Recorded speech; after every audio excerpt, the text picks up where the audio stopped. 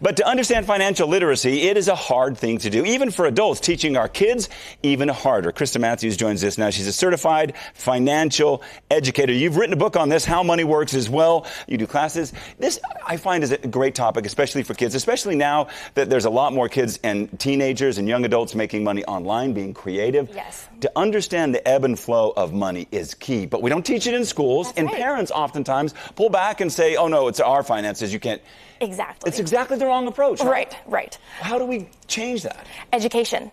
Going through knowledge and going through books, trying to find your resources. But when it comes to your finances, knowledge plus action is key. Actually applying it and going through those motions, that's really going to be your first step. And when people hear that, they might be thinking, well, my kid can't apply for a credit card and understand what APR means. Mm-hmm. But at each age group, there are things you can do from 6 to 8, 8 to preteens, yes. and then the teenagers on up. Right. And you just kind of have to gear it. Explain how that works. Well, at those ages, they're really starting to pick up on the way their parents talk about money. Is it through the eyes of fear and tension and scarcity? Or is it abundance and opportunity, open conversations? That's a really big difference for little kids. How you phrase it, too, can be a tool or it can be handcuffs. And that can make the difference in mindset, more importantly. Exactly. Then when they get into the 6 to or 8 to 12 range, then you can start applying it. Hey, I'm going to give you some money. You go to the grocery. I'll take you to the grocery store. I did this with my kid.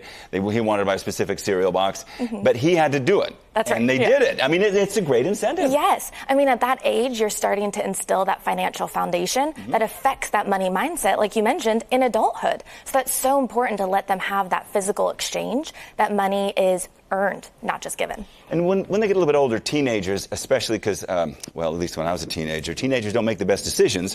This is important to really get them to understand the consequences of not keeping track of your finances, right? Exactly, yes. I mean, it's so important, too, to let them make those money mistakes early on. You want to expose them to those real-world concepts and real money lessons before they get into the real world. $80 pair of Air Jordans, just as good as a $40 pair of sneakers. I love my Jordans, but I'm just saying, for parents, a lot of times we have that, oh, this is too complex, or oh, I want to keep them out of the finances. Right. It's really not so much for them, but for us, we really have to change our mindset, right? That's right. And it's not a bad idea to let them go ahead. Say, hey, you go take half of it, right? If you want to buy that pair of Air Jordans or a game console, say, go make some money on it. So they're starting small businesses. They're dog walking and lawn mowing. Well, and that's a good point, too. I mean, the way that kids can make money nowadays, especially online, especially creating videos, is so different. Yes. When they try and do that, it's important they understand how this money works, taxes and things like that, right? Yes. I had a teenager ask me, who's FICA? Why is he getting all my money, right? I mean, they truly don't understand just the basics of this, which is why we have to get this into schools.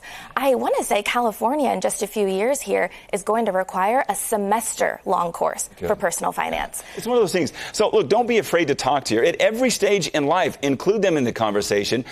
Even if like my kid asked me a question, I'm like, I don't know. Yeah. You got to go to mom for that. Yeah. It's go Google it. But don't be afraid to talk to them about it, because it really can save their bacon later on in life. Exactly. Yes. And the great tips too. Christa, thanks so much for stopping by and showing us how to educate our kids to know about money and be financially successful. Thank you for having me. So much.